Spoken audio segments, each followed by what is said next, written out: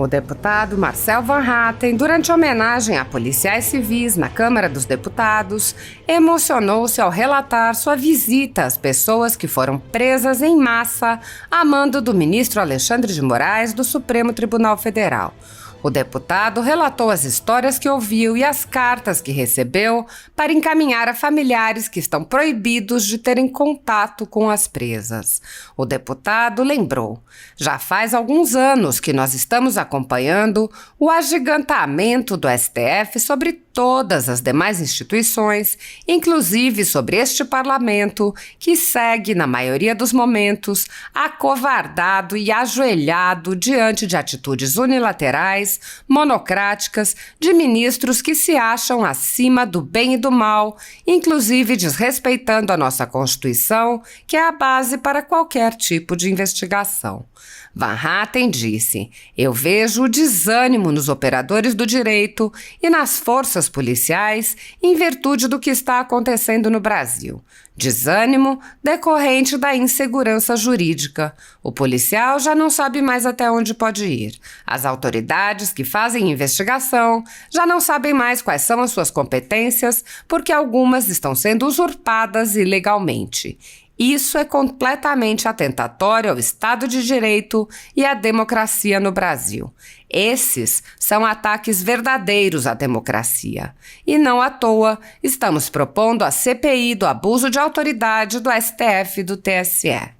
O deputado relatou os horrores que viu na penitenciária, ouvindo senhoras que nem estavam em Brasília, contando como estão sendo privadas de contato com seus familiares e disse: muitas pessoas estão lá sem o devido processo legal. Aliás, arrisco dizer que todas estão lá sem que o devido processo legal seja garantido. Ele explicou: perdoem-me, mas direitos humanos são direitos para todos os humanos, independentemente de posição política.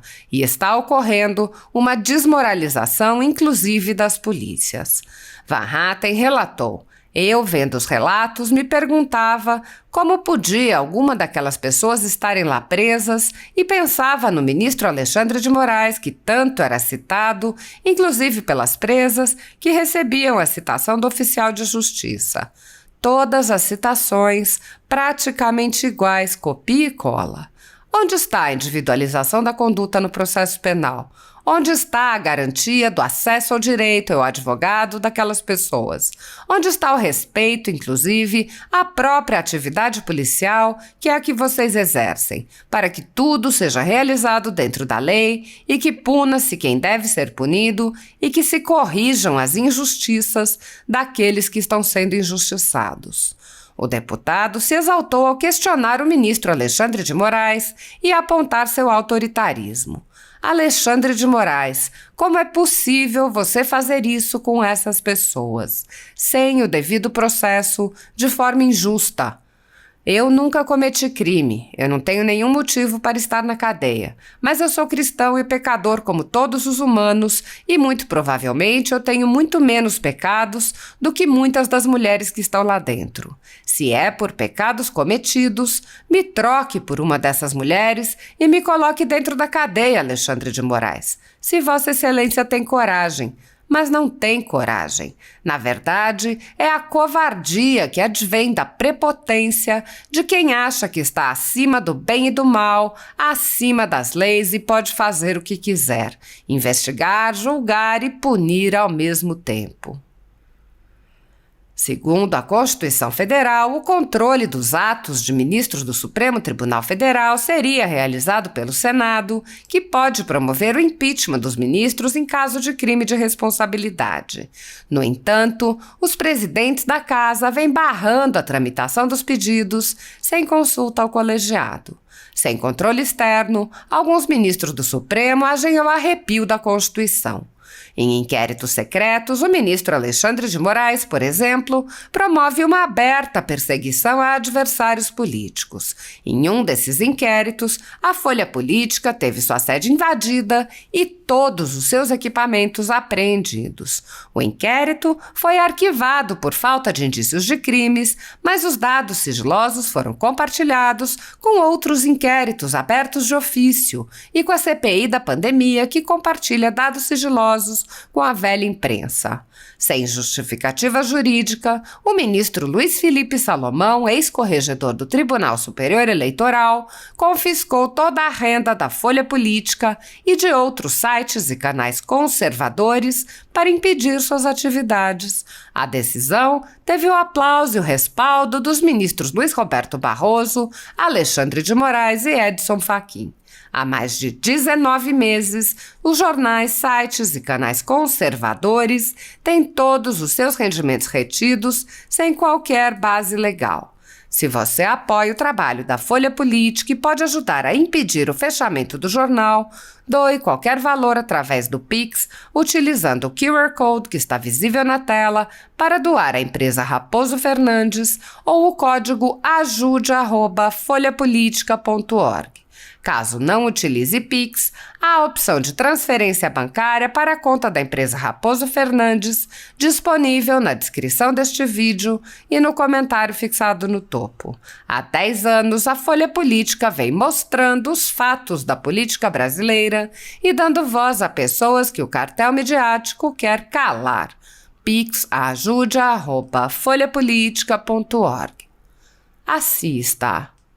Caro proponente, deputado Fred Linhares, em primeiro lugar, as boas-vindas ainda à Casa do Povo, parabéns pela eleição, muito merecida, e é bom tê-lo como parceiro aqui nessa casa pelas boas causas, inclusive e sobretudo da segurança pública, que é a primeira prioridade de todo representante.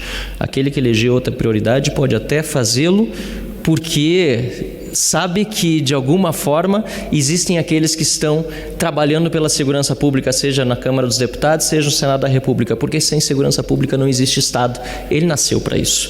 Nós estamos aqui a homenagear a Polícia Civil do Distrito Federal nesse lamentável caso e uma tragédia inominável mesmo, não à toa o nome da operação. Eu quero aqui saudar, portanto, meus colegas deputados, a deputada Bia Kiss, o deputado Sargento Faur, que já fizeram excelentes manifestações a respeito do caso e também dos elogios proferidos à Polícia Civil, e me somo a eles. Também o senhor Sandro Torres Avelar, que é secretário de Estado de Segurança Pública do Distrito Federal, o senhor Ricardo Nogueira Viana, que é delegado-chefe da 6ª Delegacia de Polícia Civil do Distrito Federal, o senhor Rafael Abrão, delegado da 5ª Delegacia Regional de Lusiânia e Goiás, e também os representantes aqui do Estado de Minas Gerais da Polícia Civil. Quero fazer uma homenagem especial também à dona Antônia, que vi ali ao fundo, com muita emoção, acompanhando o Minuto de Silêncio, única sobrevivente dessa chacina. Eu quero, neste momento também em que nós tratamos de investigações policiais e, portanto, também tratamos de instrumentos que o Estado de Direito e a Constituição nos garantem, para tratar dos casos recentes que nós estamos vendo de abuso de autoridade, aliás, nem tão recentes assim, já faz alguns anos que nós estamos acompanhando o agigantamento do Supremo Tribunal Federal sobre todas as demais instituições, inclusive sobre este Parlamento, que segue, na maioria dos momentos, acovardado e ajoelhado diante de atitudes unilaterais, monocráticas, de ministros que se acham acima do bem e do mal, inclusive desrespeitando a nossa Constituição, que é a base para qualquer tipo de investigação que vossas senhorias conhecem tão bem como policiais. Eu vejo desânimo nos operadores do direito e nas forças policiais em virtude do que está acontecendo no Brasil, desânimo decorrente da insegurança jurídica. O policial já não sabe mais até onde pode ir. As autoridades que fazem investigação já não sabem mais quais são exatamente as suas competências, porque algumas estão sendo usurpadas ilegalmente. Isso é completamente, deputado Fred Linhares, completamente atentatório ao Estado de Direito e à democracia no Brasil. Esses são ataques verdadeiros à democracia, e não à toa, agradeço o apoio de Vossa Excelência, estamos propondo a CPI do abuso de autoridade do Supremo Tribunal Federal e do TSE, e sei que já contamos com a assinatura de Vossa Excelência para que ela seja realidade aqui na Câmara dos Deputados e, por que não dizer, no Congresso Nacional, por meio de uma CPMI, uma Comissão Parlamentar Mista de Inquérito, que é um próximo passo depois de obtermos as assinaturas. Eu nem sei direito o que falarei daqui para frente. Fiz algumas anotações, mas eu quero informar a todos aqui presentes, também a que nos acompanha, que ontem eu estive no presídio da Colmeia, citado pela governadora Celina Leão, visitando muitas mulheres, aliás, as mulheres que estão lá presas em virtude das manifestações do dia 8 de janeiro. Eu não sei bem o que dizer, porque me tomou uma forte emoção enquanto ouvia os seus relatos e percebia que, em que pese, sempre fui defensor e continuo sendo de punições adequadas, de acordo com a lei e a Constituição, a quem vandaliza, a quem quebra tudo. E, lamentavelmente, muitas manifestações na história desse país ocorreram sem responsabilização nenhuma. Em que pese, deixe isso claro, eu observei nos olhos e nas falas de muitas daquelas mulheres, mães de família, professoras, pessoas que são, muitas delas humildes, simples vendedoras de cachorro-quente nos seus bairros, a injustiça que está sendo cometida. Estou aqui com várias cartas que me entregaram por meio das grades na cela, em que são relatados fatos inacreditáveis. Muitas das que hoje estão presas chegaram ao QG para uma manifestação na noite de domingo. Não tiveram qualquer participação nos atos de vandalismo. E outras tantas que ali estiveram, refugiaram-se nos recintos do plenário do Senado, ou no seu subsolo, do próprio Palácio do Planalto, com a chegada da polícia e o medo de, porventura, ser acometido por algum tipo de bomba ou de armamento, de quem quer que fosse. Muitas pessoas estão lá sem o devido processo legal. Aliás, arrisco dizer que todas estão lá sem que o devido processo legal seja garantido. As audiências de custódia com prisão em flagrante ilegais, são flagrantes perpétuos agora, de pessoas que não estiveram na cena do vandalismo. A impossibilidade de acesso à defesa, a falta de acesso aos autos, agora a própria falta de acesso às filmagens que o governo federal, o governo Lula, está impossibilitando por meio de um sigilo nas imagens das câmeras. Perdoe-me, mas direitos humanos são direitos para todos os humanos, independentemente de posição política. E está ocorrendo uma desmoralização, inclusive, das polícias. Eu ontem, na visita à Colmeia, encontrei uma esposa de militar que tentou, que está lá também, e encontrei uma policial penal do estado do Rio Grande do Sul que também está lá presa. E todas essas pessoas lá, independentemente de terem ou não cometido atos de vandalismo, precisam do devido processo. E o exemplo que deveria vir de cima, deveria vir do Supremo Tribunal Federal, não está sendo dado, pelo contrário. O exemplo é ruim, é péssimo, é atentatório à nossa democracia.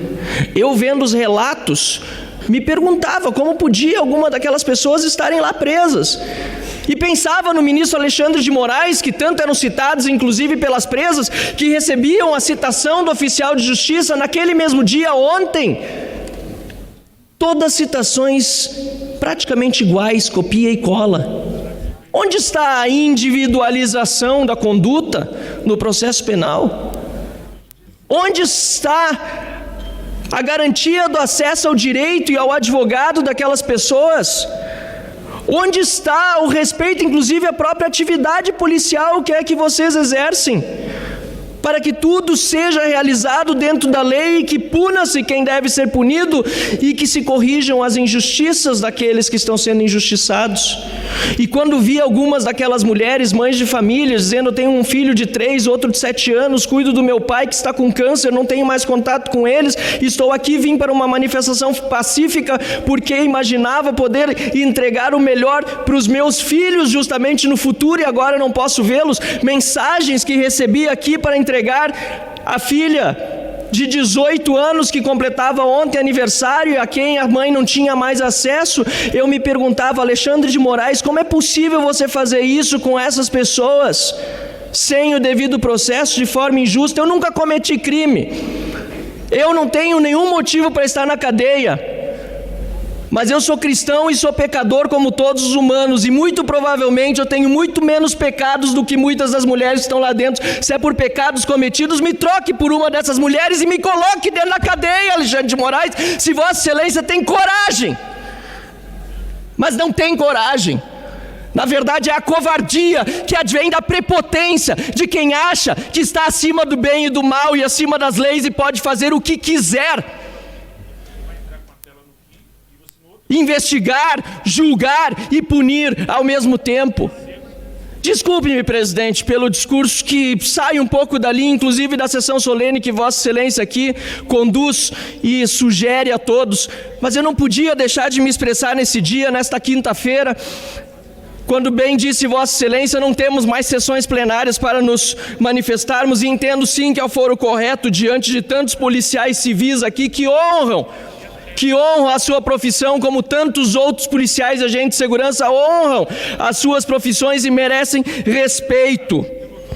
Eu digo, senhor presidente, coragem e covardia são duas coisas muito diferentes, como falei há pouco, e como dizia Winston Churchill, a coragem é a mais importante das qualidades humanas, porque precede todas as outras, para que todas as outras possam ser realizadas. Que todos vocês, policiais civis, na atribuição que lhes é devida, dentro da lei e dentro da Constituição, tenham a coragem de exercer os seus ofícios, de denunciar as ilegalidades e de não se curvar ao arbítrio e ao autoritarismo jamais. É este meu apelo, senhor presidente, como deputado federal, aos policiais, a todos os brasileiros e, obviamente, também esta Câmara, o Congresso Nacional, que precisa se reerguer e não continuar de joelhos acovardado. Muito obrigado.